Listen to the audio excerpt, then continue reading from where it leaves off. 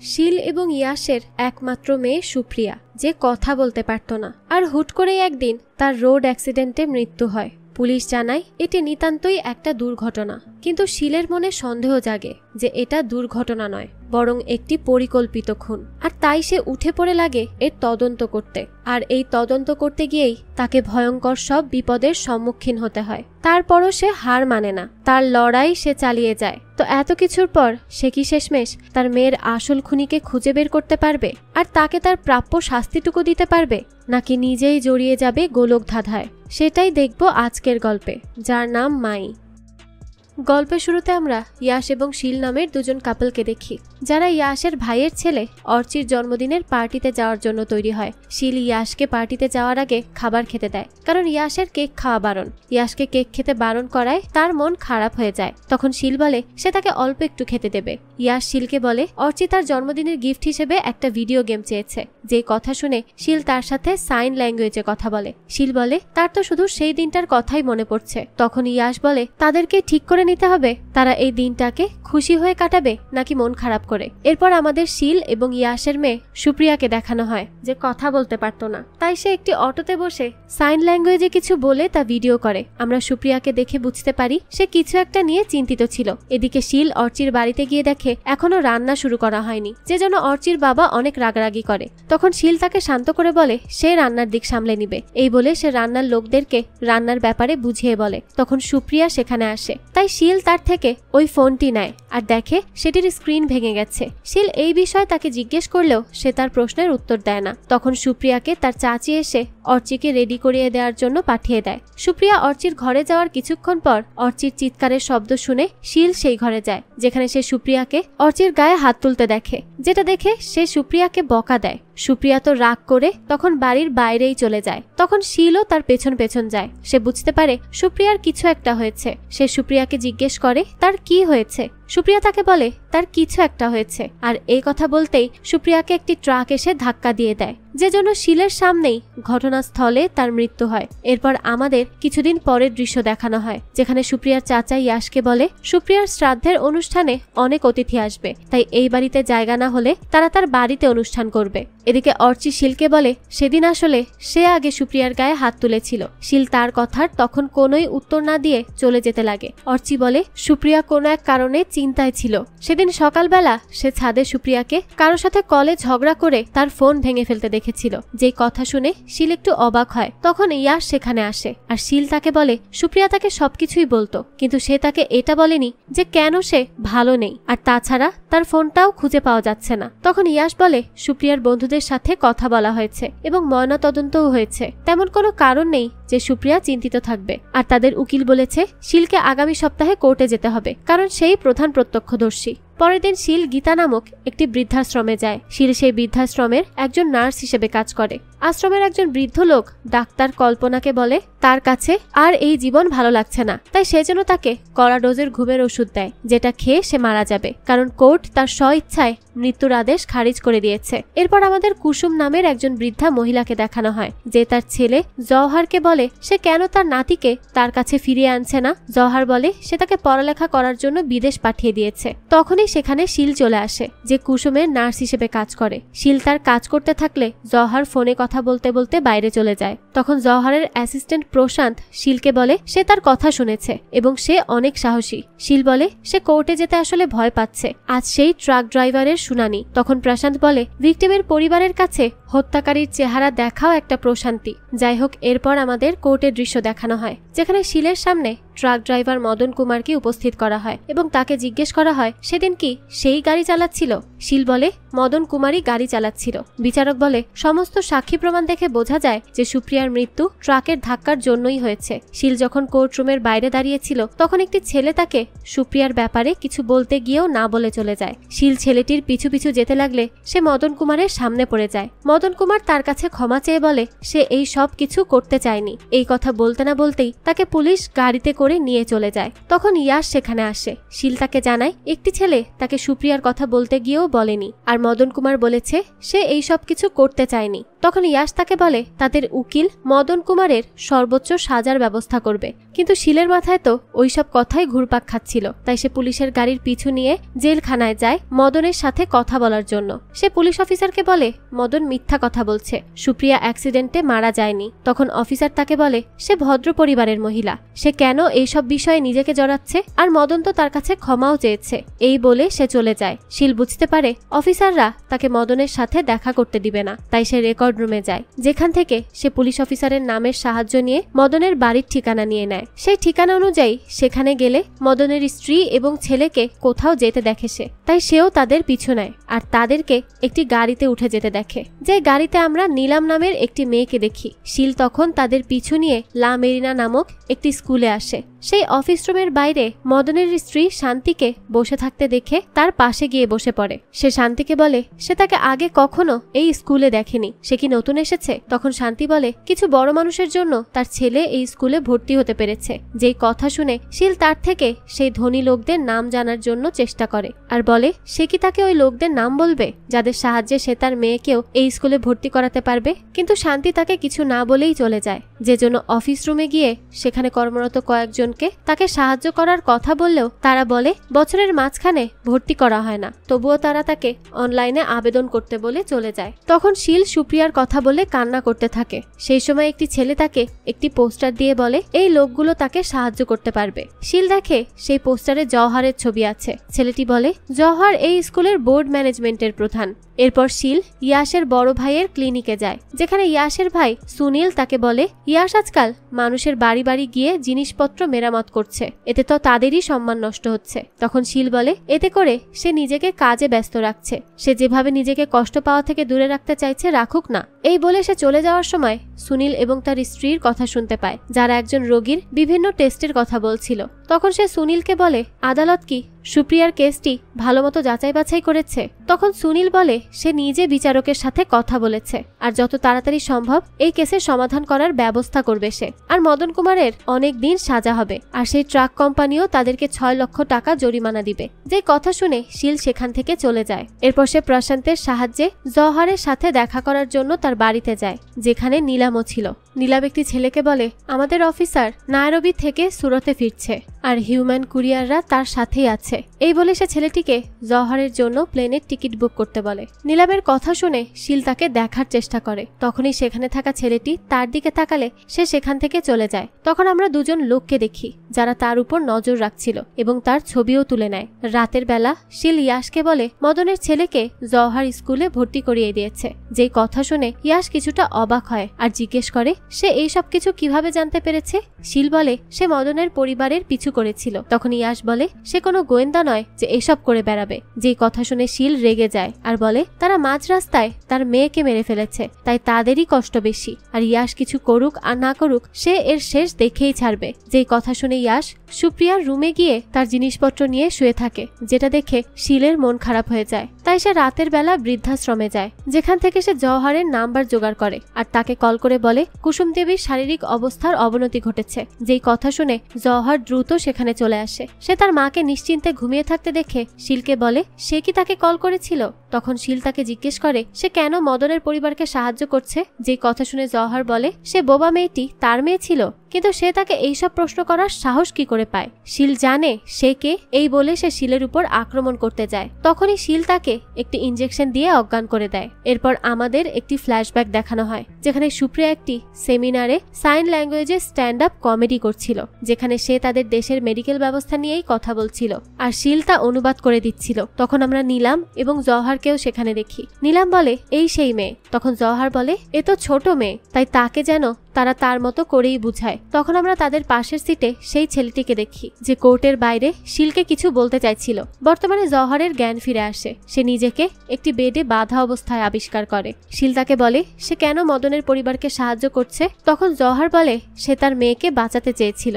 জওহার আরো বলে সে হার্টের রোগী, সে তাকে কি ইনজেক্ট করেছে। এই বলেই তার শরীর খারাপ হতে লাগে। তখন শিল বলে তার কিছুই হবে না। এই বলে সে জওহারকে বাঁচাতে বাঁচানোর চেষ্টা করলেও জওহরের হার্ট অ্যাটাক হয়ে সে মারা যায়। শিল বুঝতে পারছিল না সে কি করবে। সে জওহরের লাশটিকে গুম করার চেষ্টা করে, তাই সে জওহরকে একটি সাদা কাপড় পেঁচিয়ে একটি ট্রলিতে উঠিয়ে নেয়। কিন্তু সিঁড়ি দিয়ে নামার সময় ট্রলি উল্টে জওহরের জিনিসপত্রগুলো মাটিতে পড়ে যায়। শিল তাই দ্রুত সেগুলোকে কুড়িয়ে নিয়ে জওহরের ড্রাইভারের চোখ ফাঁকি দিয়ে একটি অ্যাম্বুলেন্সে উঠে পড়ে। অপরদিকে জওহরের অ্যাসিস্ট্যান্ট প্রশান্ত জওহরের রুমে গেলে তাকে খুঁজে পায় না। সে জওহরের ড্রাইভারকে কল করলে ড্রাইভার বৃদ্ধাশ্রমের ভেতরে গেলেও জওহরকে খুঁজে পায় না। তখন প্রশান্ত সেখানে আসে আর জওহরকে খুঁজতে থাকে। তখনই সে সিঁড়ির মধ্যে জওহরের চশমা খুঁজে পায় আর আশ্রমের সিসিটিভি ফুটেজ চেক করে, যেখানে সে শিলকে একটি ময়লার ট্রলি নিয়ে যেতে দেখে, যেটা উল্টে পড়ে গেলে সেখানে সে জওহরের পা দেখতে পায়, যেটা দেখে সে বুঝতে পারে শিল জওহরের কিছু একটা করেছে। অপরদিকে শিল লাশ নিয়ে যাওয়ার সময় ইয়াশ তাকে কল করলে সে জানায় আশ্রমের একজন মারা গেছে, তাই সে লাশ নিয়ে দাফন করতে যাচ্ছে। ইয়াশ তখন তাকে সাহায্য করতে আসতে চাইলে সে তাকে বারণ করে দেয়। তখন তার ফোনে একটা ভিডিও পাঠানো হয়, যেখানে স্পষ্ট দেখা যাচ্ছিল যে সে জওহরের লাশ নিয়ে অ্যাম্বুলেন্সে করে চলে যাচ্ছে, যেটা দেখে সে থমকে যায়। কিছুক্ষণ পর প্রশান্ত এবং শঙ্কর শিলের সাথে দেখা করতে আসে। শিল তাদেরকে জানায় সে যদি জানতো যে জওহরের হার্টে সমস্যা আছে তাহলে সে তাকে অজ্ঞান হওয়ার ইনজেকশন দিত না। সে তাকে মারতে চায়নি, সে তো শুধু তার মেয়ের হত্যার রহস্য জানার জন্যই জওহরকে ডেকেছিল। প্রশান্ত বলে জওহরের লোকেরা যদি তার কথা জানতে পারে তাহলে তাকে আর তার পুরো পরিবারকে একদম হত্যা করে ফেলবে। শিল বলে এতে তার পরিবারের তো দোষ নেই। প্রশান্ত বলে সে কুসুমকে বলে তাকে জওহরের কাছে কাজ পাইয়ে দিয়েছিল, তাই সে তার ঋণ পরিশোধ করার জন্য তার সমস্ত সিসিটিভি ফুটেজ ডিলিট করে দিয়েছে আর সে রোজকার মতোই আশ্রমে যাবে তার কাজের জন্য। আর জওহরের লোকেরা যদি তাকে জিজ্ঞাসাবাদ করে তাহলে সে যেন ঘাবড়ে না যায়। এই বলে সে জওহরের লাশ নিয়ে চলে যায়। এরপর শিল বাড়ি ফিরে গিয়ে খাবার রান্না করে ইয়াশের জন্য আর তার দোকানে নিয়ে আসে। তখন অর্চির মা এসে শিলকে বলে সে ইয়াশের থেকে জানতে পেরেছে কাল রাতে নাকি সে গীতা ভবনে ছিল, কিন্তু কেন? তখন শিল তাকে মিথ্যা বলে যে সেখানকার একজন রোগী অসুস্থ হয়ে যাওয়াতে তাকে যেতে হয়েছিল, আর গীতা ভবনের বয়স্ক লোকদের তো এমন হতেই থাকে। এরপর ইয়াশ শিলকে বাড়ি ফিরে যেতে বলে। তাদের মধ্যেকার সম্পর্ক আসলে ভালো যাচ্ছিল না, কারণ শিলের কাছে তার মেয়ের মৃত্যুর পেছনে রহস্য আছে বলে মনে হয়, কিন্তু ইয়াশের কাছে তা শুধুই একটা অ্যাক্সিডেন্ট। এদিকে নীলামরাও জওহরের গুলিবিদ্ধ লাশ খুঁজে পায়। প্রশান্ত বলে জওহর প্রায়ই গোয়ালের কনস্ট্রাকশন সাইটে যেত, তাই সে তাকে খুঁজে না পেয়ে সেখানে এসে জওহরের লাশ দেখতে পায়। তাদের ধারণা এই কাজ এসপিএফ এর। তখন একজন লোক বলে ক্রিপ্টো চাবিটি কোথায়, যেটা ছাড়া তারা অ্যাকাউন্ট অ্যাক্সেস করতে পারবে না। তাদের কাছে 2 বিলিয়ন তা আছে, কিন্তু সেটা তারা ক্রিপ্টো কি ছাড়া ব্যবহার করতে পারবে না, আর নতুন কি পেতে কমপক্ষে 10 দিন সময় লেগে যাবে। নীলাম বলে গয়াল জানতে পারলে তাদের সবাইকে হত্যা করবে, তাই সে সবাইকে জওহরের ক্রিপ্টো কিটি খোঁজার জন্য বলে।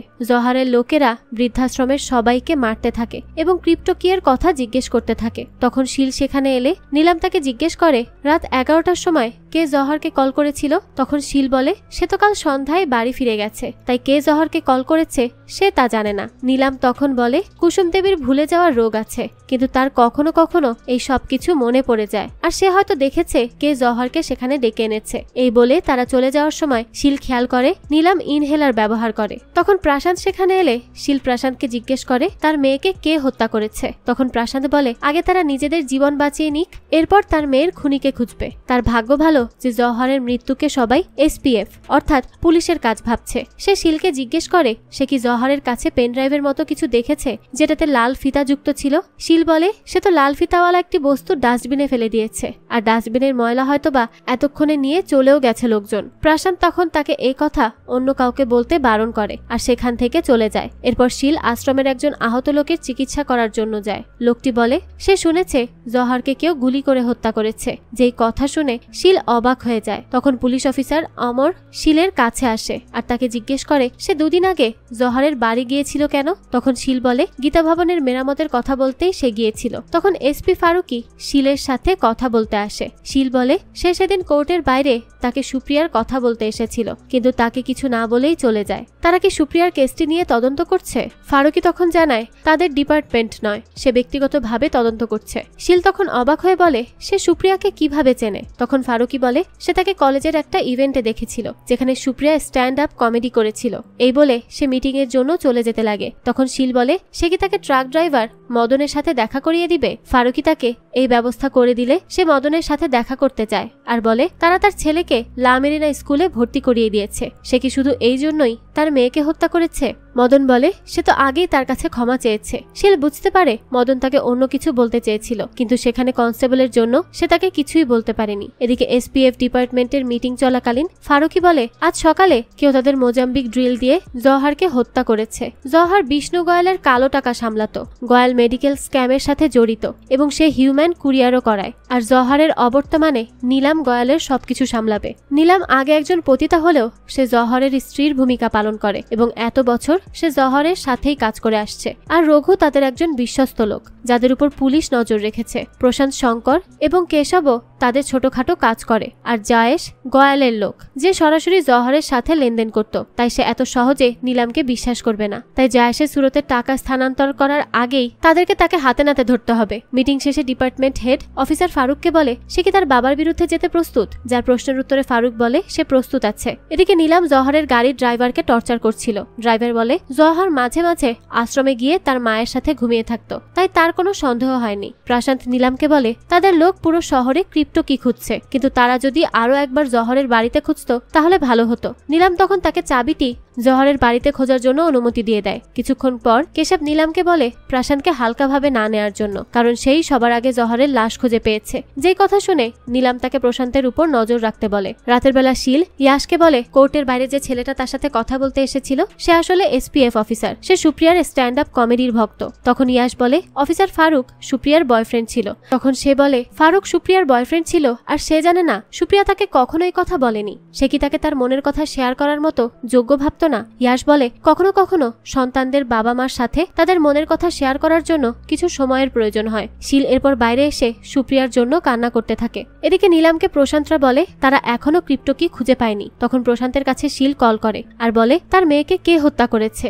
এবং জওহর তাকে কার হাত থেকে বাঁচাতে চেয়েছিল। প্রশান্ত বলে এসব কথা এখন না বললেও হয়, আগে তারা ক্রিপ্টো কিটি খুঁজে পেয়ে যাক, তারপর বলবে। শিল বলে সে কি তাকে সত্যি বলবে নাকি সে রঘুকে গিয়ে সব সত্যি কথা বলবে যে প্রশান্তি জওহরকে গুলি করেছে। প্রশান্ত বলে যে তার জীবন বাঁচিয়েছে সে তার সাথেই উঁচু গলায় কথা বলছে, এই কথা বাইরে আসলে তারা তাকেও ছেড়ে দিবে না। তখন শিল বলে রাস্তার মাঝে তার মেয়েকে হত্যা করা হয়েছে, তাই তাকে মেরে ফেললেও তার কিছুই যায় আসে না। এরপর আমাদের একটা ফ্ল্যাশব্যাক দেখানো হয় যেখানে ফারুক সুপ্রিয়ার জন্মদিনে তার সাথে দেখা করতে যায়। সে সুপ্রিয়াকে জন্মদিনের উপহার হিসেবে একটি ইঁদুর দেয়, যেটা দেখে সুপ্রিয়া অনেক খুশি হয়। তারা দুজনের পর একসাথে কিছুক্ষণ ভালো সময় কাটায়। বর্তমানে শিল ওয়াশরুম থেকে বের হয়ে দেখে প্রশান্ত এবং শঙ্কর বসে আছে। সে তাদেরকে দেখে ঘাবড়ে যায়। শঙ্কর শিলকে শ্লীলতাহানির ভয় দেখিয়ে বলে তার এত সাহস যে সে তাদেরকে শর্ত দিচ্ছে। আর তাছাড়াও তারা মেডিকেলের বর্জ্যের মধ্যে ক্রিপ্টো খুঁজে পায়নি, কারণ সমস্ত বর্জ্য পুড়িয়ে ফেলা হয়েছে। শিল বলে এত তাড়াতাড়ি কিভাবে সব বর্জ্য পুড়িয়ে ফেলা হয়েছে। সে প্রশান্তকে বলে সে তাদের জন্য ক্রিপ্টো খুঁজে আনবে আর এর বদলে প্রশান্ত সেই ব্যক্তির নাম বলবে যার কথা জওহর বলতে চেয়েছিল। প্রশান্ত তখন বলে আজ থেকে তাকে ক্রিপ্টো এবং তার মেয়ের কথা ভুলে যেতে হবে এবং এখন থেকে তাদের দুজনের রাস্তা আলাদা, তারা কখনো যোগাযোগ করবে না। এই বলে তারা চলে যায়। কিন্তু শিল মেডিকেলের বর্জ্য অপসারণ কেন্দ্রে যায় এবং সেখানকার একজন গার্ডকে বলে কিছুদিন আগে তার মেয়ের মৃত্যু হয়েছে আর হাসপাতাল কর্মীরা ভুলে তার মেয়ের স্বর্ণের চেইনটি ডাস্টবিনে ফেলে দিয়েছে, যেটা এখানকার কোনো ময়লার ভাগারেই রয়েছে। গার্ড বলে সে তো তাকে সাহায্য করতে চায়, কিন্তু তাদের ম্যাডাম খুব রাগী, সে তাকে চেইনটি খোঁজার অনুমতি দিবে না। এই বলে সে খাবার খেতে চলে যায়। আর এই সুযোগে শিল সেখানকার কর্মীদের মতো পোশাক পরে ভিতরে ঢুকে যায়, যেখানকার দুজন লোককে সে বলতে শোনে দুদিন ধরে তারা কোনো বর্জ্যকে পোড়াতে পারেনি। তখন সে একটি রুমে দেখে যেখানে হাসপাতাল থেকে আনা সমস্ত বর্জ্য রাখা হয়। সেখান থেকে বেরিয়ে সে জওহরের শেষকৃত্যের অনুষ্ঠানে যায়, যেখানে নীলাম তাকে জিজ্ঞেস করে কুসুম দেবীর কি সেদিন রাতের কোনো কথা মনে পড়েছে। তখন শিল বলে কুসুম দেবীকে এই ব্যাপারে কিছু জিজ্ঞেস করলেই সে ইমোশনাল হয়ে যায়। তখন সেখানে ফারুক চলে আসে। নীলাম ফারুককে বলে সে কি জওহরকে নিজের হাতে খুন করেছে নাকি অন্য কাউকে দিয়ে করিয়েছে।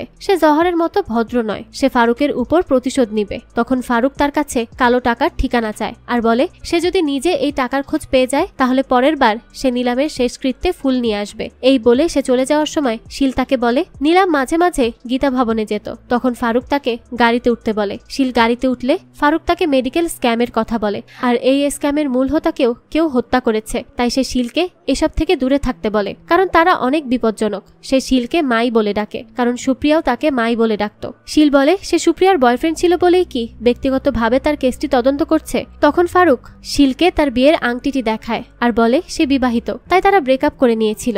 আর সম্পূর্ণ দোষ তার, কারণ সুপ্রিয়া জানতো না যে সে বিবাহিত। এরপর শিল অর্চির বাড়ি আসে আর দেখে সে অ্যাডাল্ট ভিডিও দেখছে, যেটা দেখে সে অর্চিকে শাসন করে এবং চর মারে। তখন অর্চির মা এসে শিলকে বলে অর্চি যাই করুক না কেন সে তার গায়ে হাত তুলবে না। এদিকে প্রশান্ত এবং শঙ্কর বাড়ি ফিরে দেখে রঘু এবং কেশব তার বাড়িতে ক্রিপ্টো কিটি খুঁজছিল। প্রশান্ত বলে সে জহরের সবচেয়ে বেশি খেয়াল রেখেছিল আর তারা তাকেই সন্দেহ করছে। তখন রাঘু তাকে তাড়াতাড়ি ক্রিপ্টো কিটি খুঁজে বের করে নিলামকে দিয়ে দিতে বলে। রাঘুরা চলে যাওয়ার পরই শিল সেখানে আসে, যাকে দেখে প্রশান্ত রেগে যায়। তো শিল বলে হাসপাতালের বর্জ্যগুলো পোড়ানো হয়নি, তাই তারা সেখানে খোঁজাখুঁজি করলে ক্রিপ্টোটি পেয়ে যাবে। সে নিজে ক্রিপ্টোটি পলিথিনে রেখে ডাস্টবিনে ফেলেছে, তাই সে তাদেরকে তা খুঁজে দিবে, কিন্তু এর পরিবর্তে যেন সে তাকে সাহায্য করে। যার কথা শুনে প্রশান্ত তাকে বাড়ি ফিরে যেতে বলে। এদিকে ফারুক তার স্ত্রী ইনায়ার সাথে দেখা করতে যায়। ইনায়া নিজেকে নিয়ে এত ব্যস্ত থাকে যে সে ফারুককে সময় পর্যন্ত দেয় না। অন্যদিকে নিলাম রাঘুকে জায়েশের সাথে মিটিং ঠিক করতে বলে, কারণ সে কিছুতেই হিউম্যান কুরিয়ার বন্ধ করতে চায় না। তখন রাঘু তাকে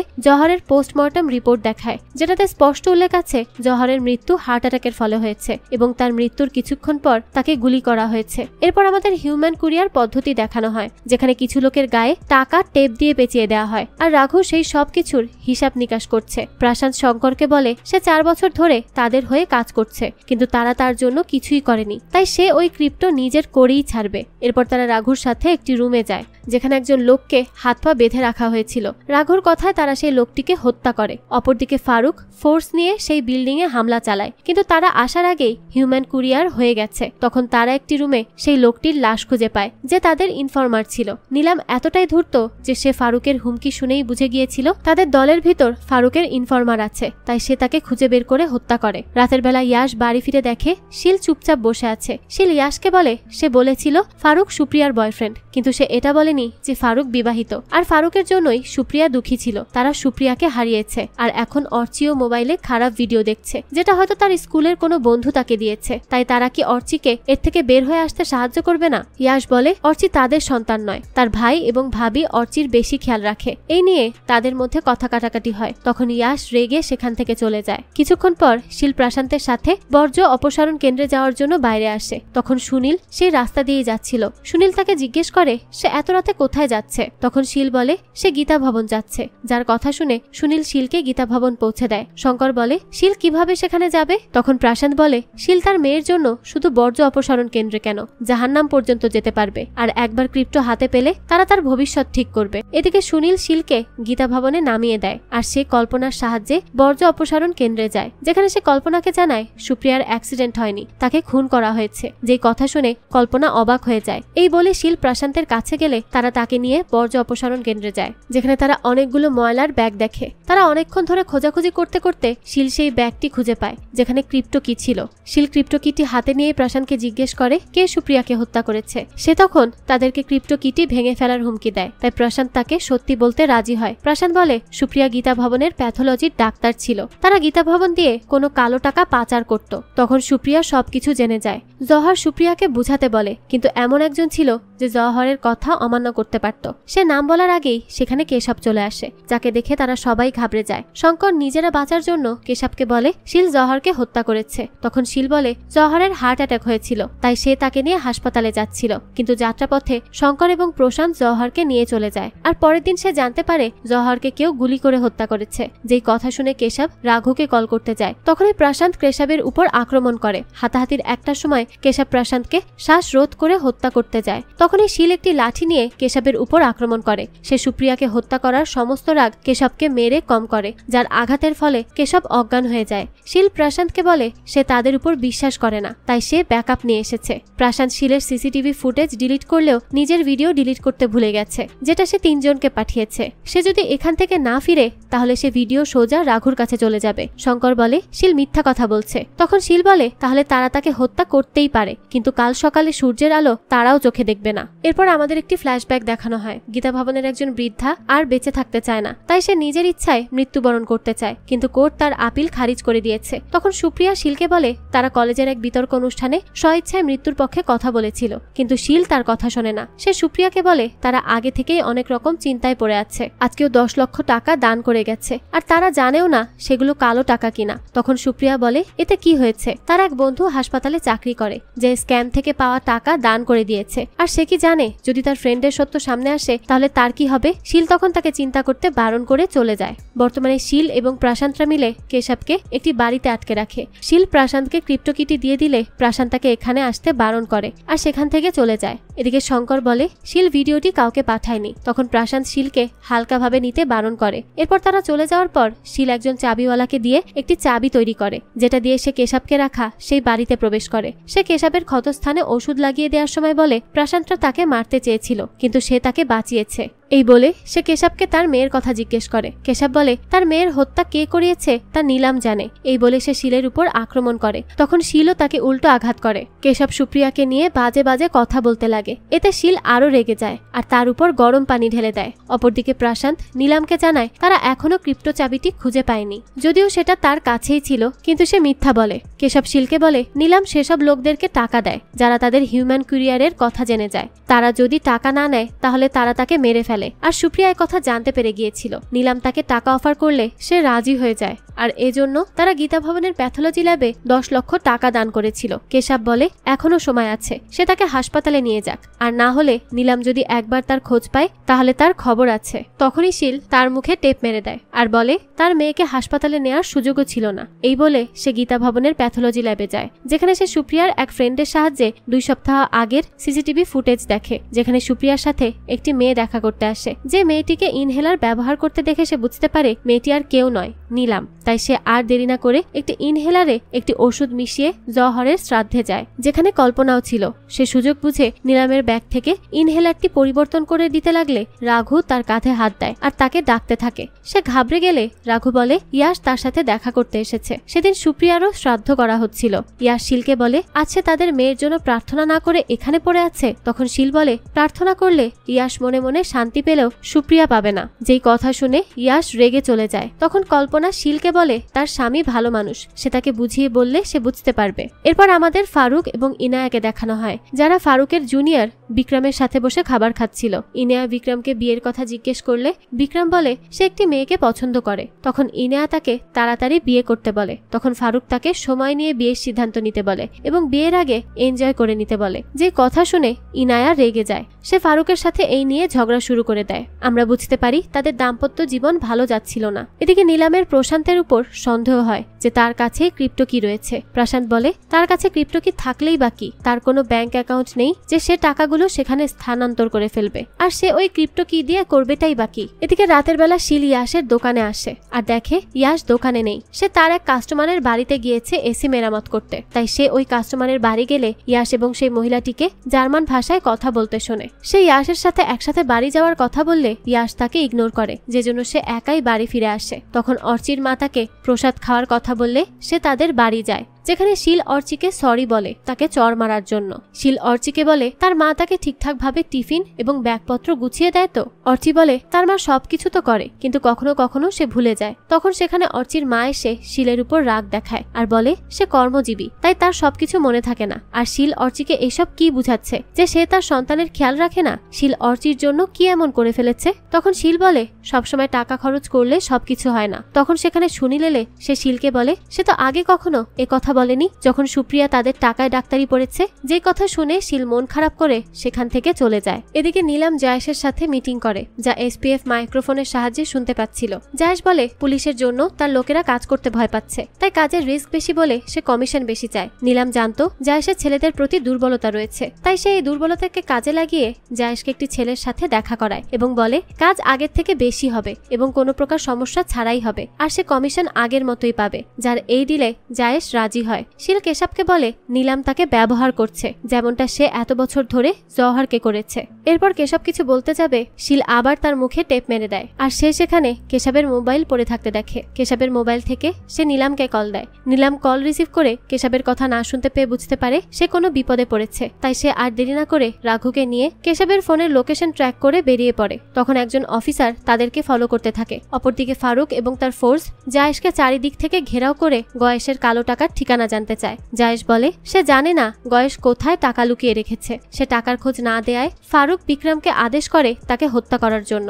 কিন্তু প্রথমবার হওয়াতে বিক্রম তাকে মারতে পারছিল না, তাই ফারুক নিজেই তাকে হত্যা করে। এদিকে নীলামরা বুঝতে পারে পুলিশ তাদের পিছু নিয়েছে, তাই রাঘু পুলিশকে ডাইভার্ট করে। আর এই সুযোগে নীলাম কেশবের ফোনের লোকেশন অনুযায়ী সেই জায়গায় পৌঁছে যায়। সে কেশবের ফোনে কল দিয়ে কলের আওয়াজ শুনে একটি রুমে যায়। সে সেখানে যাওয়ার সাথে সাথে শিল বাইরে থেকে শাটার লাগিয়ে দিয়ে একটি গ্যাস ভিতরে দিতে থাকে। তখন সিলিন্ডারের স্ট্যান্ডে তার আটকে গেলে ভুলবশত সেই গ্যাসটি তার মুখে পড়ে যায়। সে তখন কোনো রকমে সেখান থেকে চলে যায়। অপরদিকে রাঘু এসে নীলামকে সেই রুম থেকে উদ্ধার করে। শিল কোনো রকমে গীতা ভবনে পৌঁছে অক্সিজেন দেওয়ার আগেই অজ্ঞান হয়ে যায়। তখন কল্পনা এসে তাকে অক্সিজেন দিলে কিছুক্ষণ পর তার জ্ঞান ফিরে আসে। জ্ঞান ফিরে আসার পর শিল তার বাড়ি যায়। তখন ইয়াসের সাথে তার অর্চিকে নিয়ে আবারও কথা হয়। ইয়াস তাদের বাড়িতে রং করাতে চায়। শিল বলে অর্চির নতুন রঙের গন্ধে অ্যালার্জি আছে, তারা বাড়িতে রং করলে সে আর এখানে আসবে না। তখন ইয়াস বলে অর্চি তাদের সন্তান নয় যে এখানে আসবে। তখন শিল রেগে কান্না করতে করতে বলে অর্চি তাদেরই সন্তান। যাকে কান্না করতে দেখে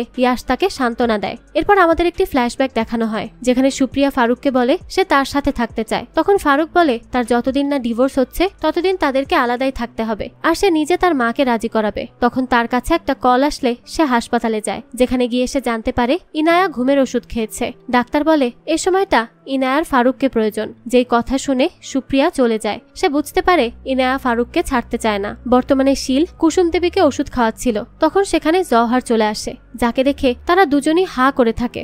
জওহার কুসুমকে বলে এতদিনেও সে একজন ডাক্তারকে কেন তার দেখাশোনা করার দায়িত্ব দেয়নি। এই বলে সে হাসতে থাকে। আসলে সে জওহার নয়, সে জওহারের যমজ ভাই মোহান। মোহান বলে সে জওহারের হত্যাকারীকে ছাড়বে না। শিল তখন সেখান থেকে চলে যেতে লাগলে মোহান তার হাত ধরে ফেলে। সে শিলকে বলে এখানে অনেকে এসেছিল ক্রিপ্টো চাবি খোঁজার জন্য, সে কি পেয়েছে? শিল বলে নীলাম পুরো শহর জুড়ে চাবি খুঁজেছে, এখন শুধু তার বাড়ি বাকি আছে তা খোঁজার জন্য।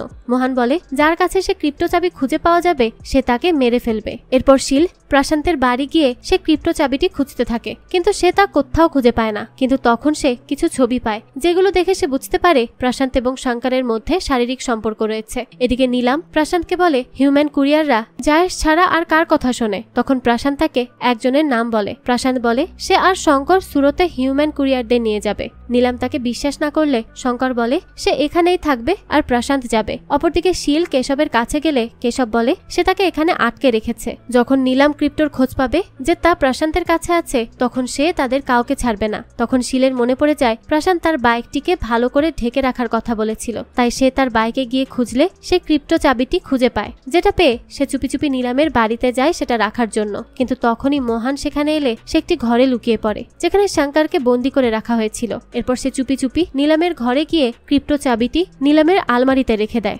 মোহান নীলামের বাড়িতে ক্রিপ্টো কিটি খুঁজতে থাকে। তখন তার আলমারির দিকে চোখ গেলে সে আলমারির ভিতরেও খুঁজতে থাকে, যেখানে সে ওই ক্রিপ্টো কিটি খুঁজে পায়, যেটা পেয়েই সে নীলামের লোকদের মেরে ফেলে। এদিকে প্রশান্ত বিয়ে করার বেশ নিয়ে সুরাতের দিকে রওনা দেয় হিউম্যান কুরিয়ারদের নিয়ে। রাস্তায় তাদেরকে পুলিশ চেকিং এর মধ্যে পড়তে হলে সে নিজেকে একজন অফিসার হিসেবে পরিচয় দেয়। এরপরও পুলিশ তাদের গাড়ি চেক করতে গেলে সে রেগে তার কাপড় খুলে চেক করতে বলে, যে জন্য পুলিশ তাকে বিশ্বাস করে যেতে দেয়। এদিকে শিল সুযোগ বুঝে নীলামের বাড়ি থেকে চলে যাওয়ার সময় শঙ্করকে উদ্ধার করে। শঙ্কর প্রশান্তকে বারবার কল দিলেও সে তার কল রিসিভ করে না। তখন শঙ্কর বলে নীলাম যদি জানতে পারে সে পালিয়ে গেছে তখন তারা প্রশান্তকেও হত্যা করবে। শিল বলে প্রশান্তের কিচ্ছু হবে না, কারণ মোহান ক্রিপ্টোটি নীলামের বাড়িতে খুঁজে পেয়েছে। যেই কথা শুনে শঙ্কর অবাক হয়ে যায় আর বলে সে তার মেয়ের জন্য এই সব কিছু করেছে। তখন শিল বলে শঙ্করও তো প্রশান্তকে বাঁচানোর জন্যই এই সব কিছু করছে, তাদের কাছে তাদের পরিবারই সবকিছু। এরপর সে কেশবের কাছে গিয়ে বলে সে তো এসব ছেড়ে ভালো পথে চলতে পারত, নীলাম যে পথে গিয়েছে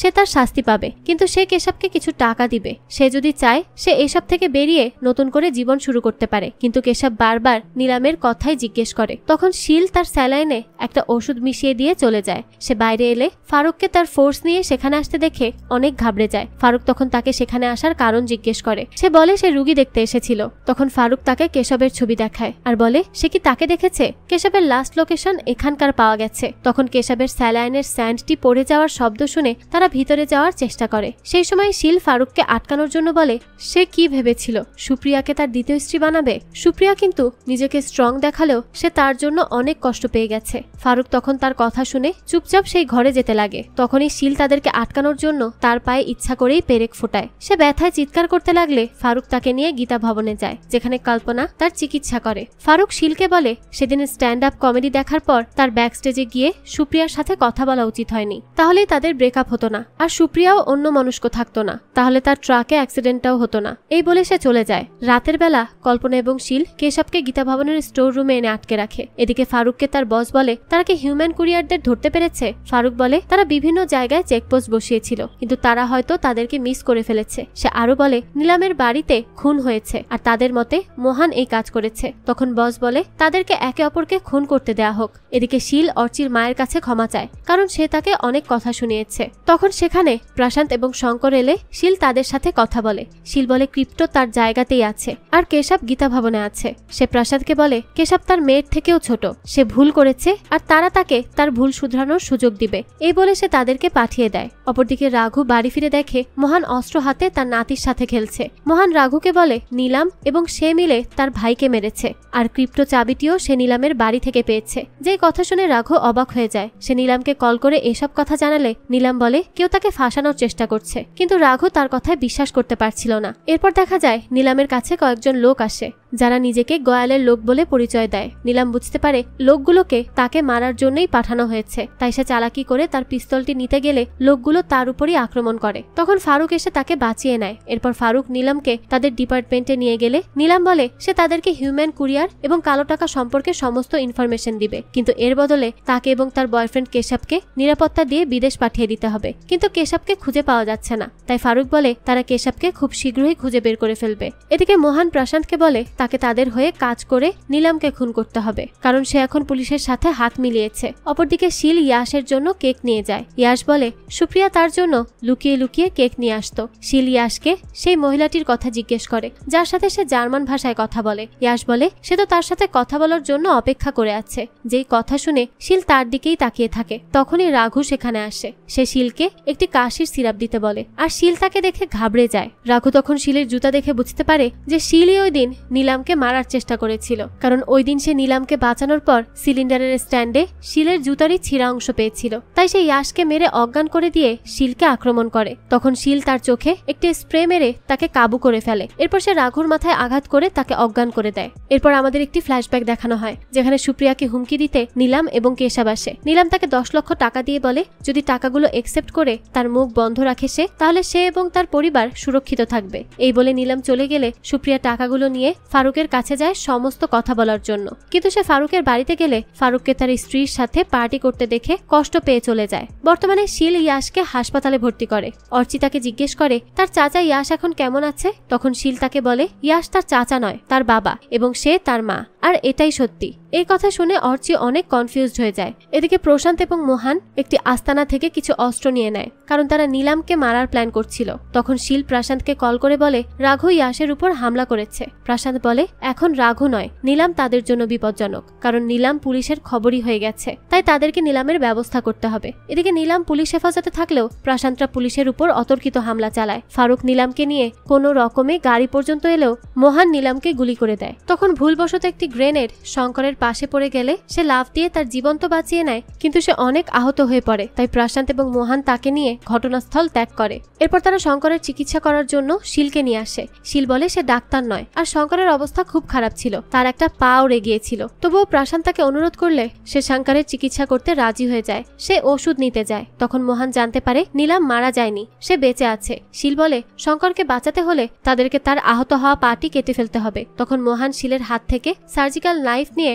শঙ্করের ছিন্ন হয়ে যাওয়া পাটি কেটে ফেলে। এদিকে ফারুককে তার বস দেখতে আসে। কানের পাশে বোমা ফাটার ফলে ফারুকের শ্রবণ শক্তি কমে গেছে, আর তাছাড়াও বিক্রমের মৃত্যুর জন্য সে নিজেকেই দায়ী মনে করে, কারণ সে তাকে মোহনদের উপর গুলি চালাতে বলেছিল। তখন সেখানে শিল আসে, কারণ ইয়াসকেও একই হাসপাতালে ভর্তি করা হয়েছে। শিল ফারুককে বলে নিলাম সুপ্রিয়াকে 10 লক্ষ টাকা দিয়েছিল তার মুখ বন্ধ রাখার জন্য, তাহলে কি নিলামই সুপ্রিয়াকে হত্যা করেছে? শিল আরো বলে সুপ্রিয়া তো তা ফারুককে বলতে চেয়েছিল, কিন্তু পারেনি, সে তার তাকেও বলার চেষ্টা করেছিল, কিন্তু তখন সে তা বুঝতে পারেনি। যেই কথা শুনে ফারুক উঠে বসে। ইনায়া বলে, প্রথম থেকেই সুপ্রিয়ার জন্য তারা নানা রকম সমস্যায় পড়ে আছে, আর এখন শিল এসেছে। তখন ফারুক রেগে বলে, সে যদি সেদিন ঘুমের ওষুধ খেয়ে মরার অভিনয় না করত তাহলে সুপ্রিয়া তাকে সবকিছুই বলতো, আর হয়তো সে সুপ্রিয়াকে বাঁচাতে পারত। এই বলে সে বেরিয়ে পড়ে। সে নিলামের কাছে গিয়ে তাকে জিজ্ঞেস করে সে সুপ্রিয়াকে 10 লক্ষ টাকা দিয়েছিল কেন। নিলাম বলে, আগে তার সামনে কেশবকে হাজির করতে হবে, এরপর সে তাকে বলবে কেন সুপ্রিয়া মারা গেছে। ফারুক রেগে বলে, সে কি ভেবেছে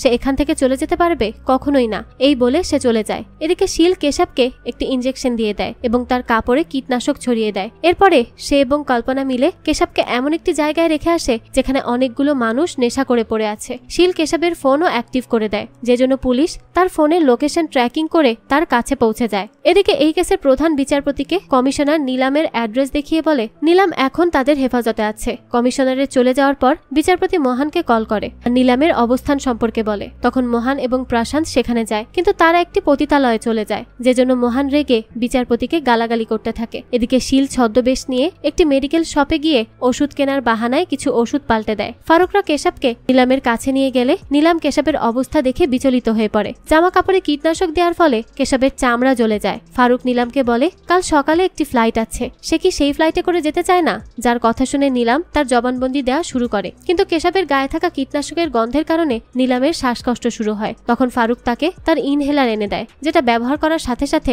সে দম আটকেই মারা যায়। আসলে শিল জানতো নিলামের ইনহেলার ব্যবহার করতে হয়, তাই সে পুলিশের আস্তানার পাশের মেডিকেল শপে গিয়ে ইনহেলার পরিবর্তন করে দেয়, যেটা ব্যবহার করার ফলে নিলাম মারা যায়। এই সবকিছু দেখার পর শিল হাসপাতালে যায়, যেখানে সুনীল এবং তার স্ত্রী শিলকে বলে অর্চি এখনো একটি বাচ্চা। সে তাকে সত্যি কথা বলে তার জীবনটা নষ্ট করে দিয়েছে। সুপ্রিয়া মরে গিয়ে বেঁচে গেছে, আর না হলে সে সুপ্রিয়াকে নিজের মতো তৈরি করত।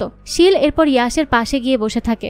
সকালবেলা ইয়াসের জ্ঞান ফিরে এলে সে শিলকে জিজ্ঞেস করে সে ঠিক আছে তো, যার কথা শুনে শিল অনেক খুশি হয়। এরপর সে বাড়ি ফিরে এলে কেশব তার উপর আক্রমণ করে। কেশব বলে নিলাম তার সামনে মারা গেছে, আর সে শুধু তা দেখতেই পেরেছে, সে তাকে বাঁচানোর চেষ্টা পর্যন্ত করতে পারেনি। তখন শিল তাকে বলে সে তাদেরকে সাহায্য করেছে, সে তাকে প্রশান্তের হাত থেকে বাঁচিয়েছে এবং সেই এসপিএফ কে কল করে তাকে নিলামের সাথে দেখা করার সুযোগও করে দিয়েছে। সে কেশবকে আরো বলে সে ভালো ছেলে, সে খারাপ ছেলে নয়, সে আবারও তার জীবনকে নতুন করে শুরু করতে পারবে। তখন অর্চি দরজা ধাক্কাতে লাগলে কেশব অর্চির কাছে যেতে লাগে। কেশব অর্চিকে মারতে যাওয়ার আগেই শিল কেশবকে ছুরিকাঘাত করে হত্যা করে। এদিকে প্রশান্ত গীতা ভবনের প্যাথোলজি ল্যাবে যায় গয়ালের সাথে দেখা করার জন্য। গয়াল তাকে একটি সিক্রেট দরজা দিয়ে সেই রুমে নিয়ে আসে, যেখানে সব কালো টাকা ছিল।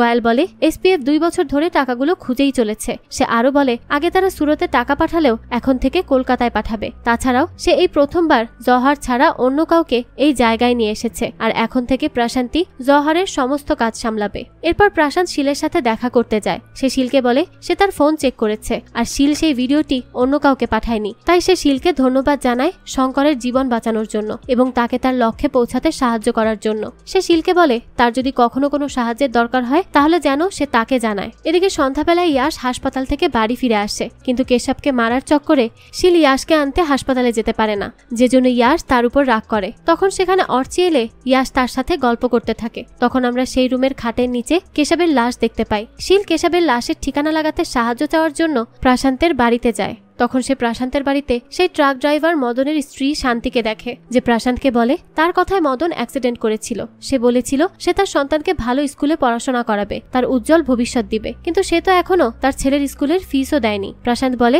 এখন থেকে তাকে আর চিন্তা করতে হবে না, সে সবকিছুর ব্যবস্থা করে দিবে। যেসব কথা আড়াল থেকে শিল শুনতে পেয়ে যায়, সে বুঝতে পেরে যায় সে যাকে সুপ্রিয়া হত্যার মাস্টারমাইন্ড হিসেবে খুঁজছিল সে আসলে প্রশান্ত। জওহার প্রশান্তের হাত থেকে সুপ্রিয়াকে বাঁচিয়েছে, আর প্রশান্তি সেই ব্যক্তি যে জওহারের কথা মতো কাজ করত না, যেটা সুপ্রিয়া নিজেই জওহারের মুখে শুনেছিল। আর এতদিন ধরে সে তার মেয়ের খুনিকেই সাহায্য করেছে তার গন্তব্যে পৌঁছানোর জন্য, এবং তাকে কেশবের হাত থেকেও বাঁচিয়েছে। আর এই সব কিছু বুঝতে পেরে শিল অবাক হয়ে যায়, আর সে ভালো মতোই বুঝতে পারে এই লড়াই এখনো শেষ হয়ে যায়নি। তো এখানেই এই গল্পের প্রথম সিজন শেষ হয়ে যায়। এর পরবর্তীতে কি হবে?